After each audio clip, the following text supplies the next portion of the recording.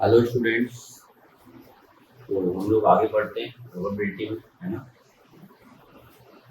तो some important formulas, तो some important formulas हम किस तरीके से हम डिफाइन कर सकते हैं।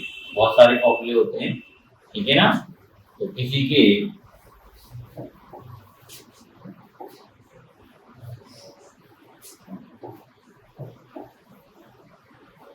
जैसे हमें किसी के ना होने की प्रोबेबिलिटी निकालनी है, किसकी निकालनी हो, किसी के ना होने की, नॉट ए। तो हम क्या कर सकते हैं, 1 माइनस पी ए, क्या लिख सकते हैं, 1 माइनस पी ए। जैसे हमें निकालना है यहाँ ओनली ए, मतलब ए इंटरसेक्शन बी नॉट, यानी A intersection B not find करना है हमें। तो कैसे निकालेंगे, P A minus P A intersection B. ऐसे P A not intersection B निकालना है। P A not intersection B तो कैसे निकालेंगे, P B minus P A intersection B. जैसे हमें P A not intersection B not निकालना है, नाइदर ए नॉर बी, क्या निकालना है, नाइदर ए नॉर बी। तो कैसे निकालेंगे, 1 माइनस, यानी आप इसको क्या लिख सकते हैं, पी ए यूनियन बी का नॉट, यानी 1 minus P A union B. जैसे अभी हमें P A not union B not निकालना है, इसको हम क्या लिख सकते हैं, पी ए इंटरसेक्शन बी का नॉट, ऐसे लिख सकते हैं। एक चीज क्लियर। जैसे अभी हमारे सामने आया P A union B, P A union B, P A union B क्या होता है हमारा, P A plus P B minus P A intersection B. इधर क्लियर। ये सभी हमारे फॉर्मूले बहुत काम के हैं। ये वो है आपका नॉट ए, और ये हमारा ओनली ए, और ये हमारा क्या, ओनली बी, और ये नाइदर ए नॉर बी, ठीक है ना। और ये आपका हो गया P A union B, P A not union B not का फॉर्मूला हो गया, यानी ये देखिए पी ए यूनियन बी क्या हो जाएगा, P A plus P B minus P A intersection B.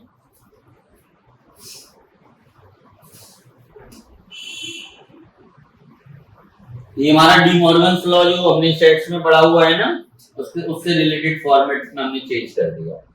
तो चलिए आगे बढ़ते हैं। यानी P A union B union C, तीन का फॉर्मेट है। तो क्या लगाएंगे, P A plus P B plus P C minus P A intersection B minus P B intersection C minus P C intersection A plus P A intersection B intersection C, ठीक है ना। तो ये आपका 3 इवेंट्स के लिए हो जाएगा, P A union B union C के लिए। अभी यदि mutually exclusive and exhaustive event होते, म्यूचुअली एक्सक्लूसिव इवेंट होता तो आपके सभी जो इंटरसेक्शन है तो उसमें कोई भी कॉमन एलिमेंट होता ही नहीं, इसका मतलब ये जीरो ये जीरो ये जीरो ये जीरो आ जाता। और एग्जॉस्टिव भी होता तो इसकी वैल्यू क्या आ जाती, 1 आ जाती, यानी P A plus P B plus P C क्या हो जाता, 1 हो जाता। यानी यदि ए बी सी क्या हो यहाँ पे, mutually exclusive and exhaustive events, ठीक है। जैसे एक और फॉर्मूला देखिए, exactly one of them exactly one event A और बी। इसका मतलब क्या हुआ? P A intersection B not plus P A not intersection B. अभी जो हमने फॉर्मूला लगाया था उसको ऐड कर देंगे, क्या आ जाएगा? P A plus P B minus 2 P A intersection B. तो ये सभी हमारे फॉर्मूले हैं, बहुत काम के हैं, ठीक है ना, बहुत जरूरत पड़ने वाले हैं। ठीक है, क्लियर हुआ सबको? तो बच्चों अब हमारे सामने आ रहा है odds in favour. Odds in favour क्या होता है भाई? ऑड्स इन फेवर का मतलब होता है the ratio of the occurrence और non occurrence, the ratio of the probability of non occurrence and non occurrence का रेशियो। ऑड्स इन फेवर क्या होता है? अकरेंस और नॉन अकरेंस का रेशियो। यानी ये क्या होता है? अकरेंस और अकर्स और नॉन अकर्स का रेशियो। नॉन अकर्स यानी हमारा ऑड्स इन फेवर यदि एम रेशियो एन दिया है,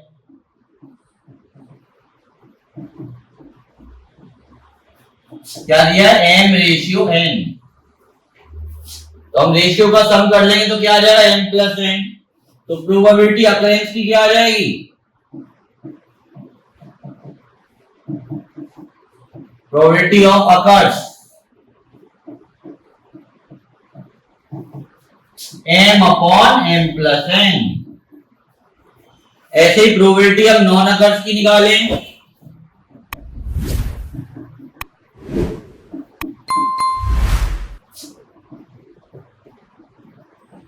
तो क्या आ जाएगा? N upon M plus N.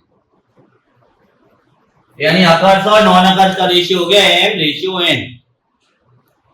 ठीक है ना? जैसे आपसे कहा जाए कि 52 प्लेइंग कार्ड्स में से एक कार्ड निकाला गया है, तो आपसे कहा जाए कि उस कार्ड के हर्ट होने के लिए ऑड्स इन फेवर बताइए। तो भाई हर्ट आने की प्रोबेबिलिटी, हर्ट कितने होते हैं? 13।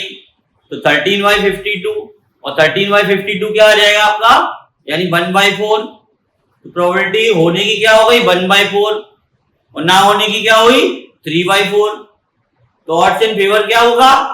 1/3। क्या आ जाएगा? 1/3 आ जाएगा।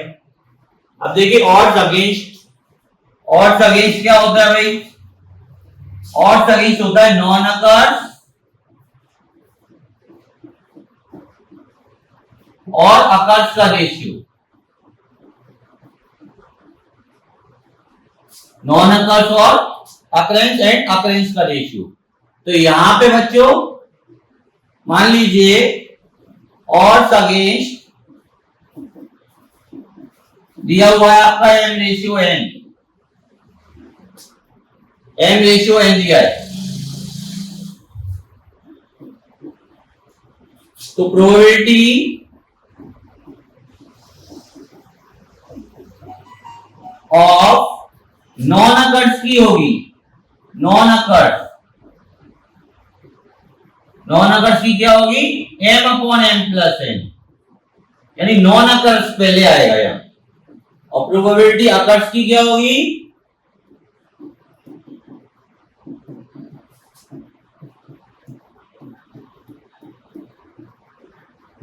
N upon M plus N. तो ये हम odds in favour and odds against हम कर सकते हैं इस तरीके से। क्लियर हुआ सबको? ओके स्टूडेंट्स, अब हमारे सामने आ रहा है कंडीशनल प्रोबेबिलिटी। अभी अपना 12th क्लास का टॉपिक है, तो कंडीशनल प्रोबेबिलिटी सबसे पहला टॉपिक यही है 12th क्लास में। कंडीशनल प्रोबेबिलिटी क्या होता है?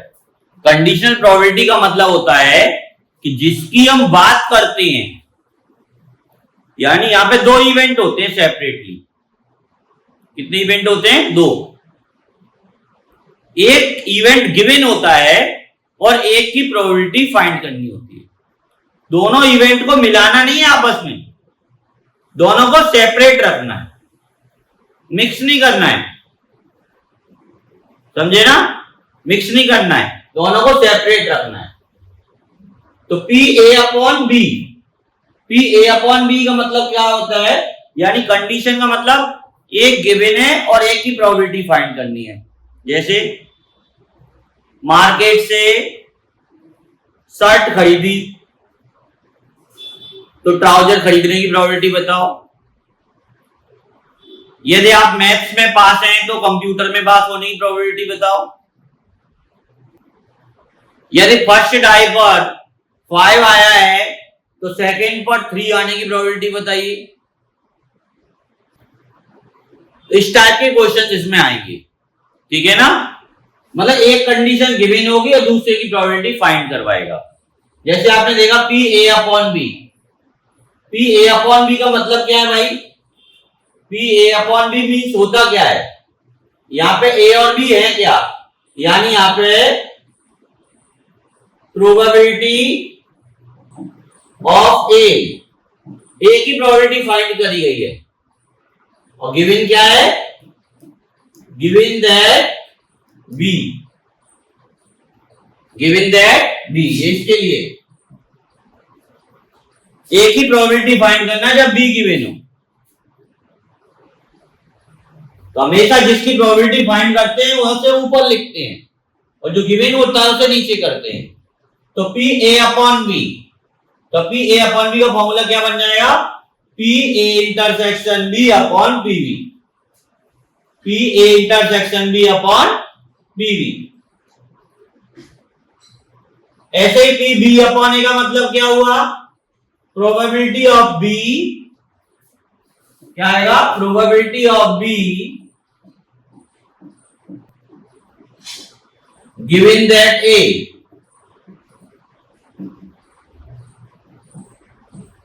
मतलब बी की प्रोबेबिलिटी फाइंड करना जब ए गिवन हो। तो हम ऐसे निकालेंगे, जैसे सपोज करिए आपको निकालना है P A union B upon C, तो इसी फॉर्मेट में निकाल सकते हैं। यानी ऊपर क्या कर देंगे?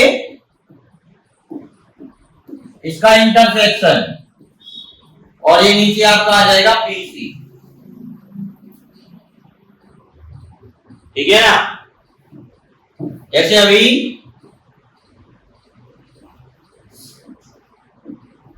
ए नॉट अपॉन बी फाइंड करना है हमें, तो P A not upon B क्या आ जाएगा? P A not intersection B upon P B. यानी क्या लिख सकते हैं ऐसे हम? P B minus P A intersection B upon P B. तो आप अलग अलग डिवाइड करेंगे तो ये आ जाएगा 1 minus P A intersection B upon P B, और इसको हम लिख सकते हैं क्या? P A upon B. यानी कुल मिला के क्या आ गया? यानी 1 minus P A upon B, ये आपका आ गया। इधर के लिए जैसे सपोज करिए कोई क्वेश्चन ले लेते हैं, ठीक है ना? देखिए क्वेश्चन है mother father and son, mother father and son 3 person है, ठीक है? एक उन्होंने पिक्चर क्लिक करवाया है। क्या करवाया? क्लिक, पिक्चर क्लिक करवाया, mother father and son, right? तो मदर फादर सन ने पिक्चर क्लिक किया, तो ये कह रहे हैं यदि if father at one end, father at one end find the probability son in middle. यानी mother father and son take a picture,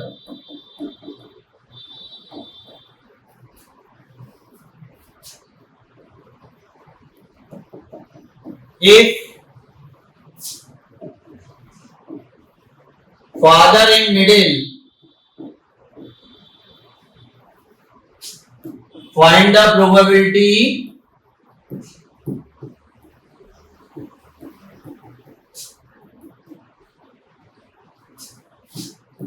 son at one end। तो सबसे पहले इसमें गिवन क्या है और किसकी प्रोबेबिलिटी फाइंड करनी, दोनों सेपरेट लिख लीजिए। जैसे आपने देखा गिवन क्या है, फादर इन मिडिल, तो father in middle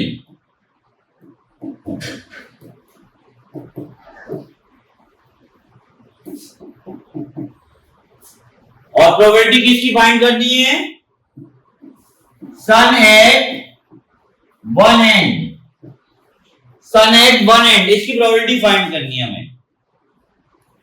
father in middle, son at one end.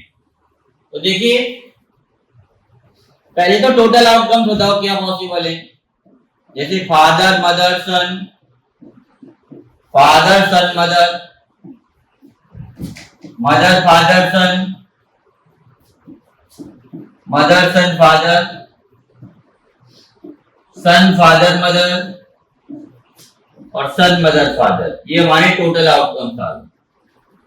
तो आप देख रहे हैं ई में क्या क्या आएगा, फादर इन मिडिल, तो फादर इन मिडिल क्या है हमारा, मदर फादर सन, और क्या है सन फादर मदर। अब एफ में क्या आ रहा है, सन एट वन एंड, यानी father mother son, mother father son, son father mother, son mother father. बच्चों इसमें कॉमन क्या आ रहा है, तो कॉमन आपका आ रहा है यहां, दोनों ही कॉमन आ रहे हैं भाई, मदर फादर सन और सन फादर मदर। तो हमें क्या फाइंड करना है, प्रोबेबिलिटी किसकी निकालनी है, सन एट वन एंड, मतलब एफ की प्रोबेबिलिटी फाइंड करनी है जब ई गिवन है, मतलब फाइंड क्या करना है, पी एफ अपॉन ई निकालना है। तो क्या आ जाएगा, P E intersection F upon P. तो बेटा टोटल आउटकम कितने हैं, 6 और ई इंटरसेक्शन एफ कितना है, 2, तो प्रोबेबिलिटी क्या आ जाएगी, 2/6। ऐसे ही पीई क्या आ जाएगा, 2/6। तो आंसर क्या आ रहा है हमारे यहाँ, 1 आ रहा है। तो सबको क्लियर है, इसी टाइप से हमारे काफी सारे क्वेश्चन आ जाते हैं, ठीक है। जैसे एक क्वेश्चन आया,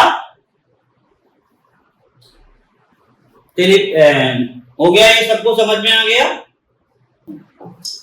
जैसे एक और क्वेश्चन हम लोग लेते हैं, जैसे 500 हमारे एक क्वेश्चन बैंक है, क्या है, क्वेश्चन बैंक, ठीक है। उसमें कुछ क्वेश्चंस दिए हुए हैं, जैसे सपोज करिए 2 टाइप के क्वेश्चन हैं, एक एमसीक्यू टाइप है और एक ट्रू फॉल्स टाइप है।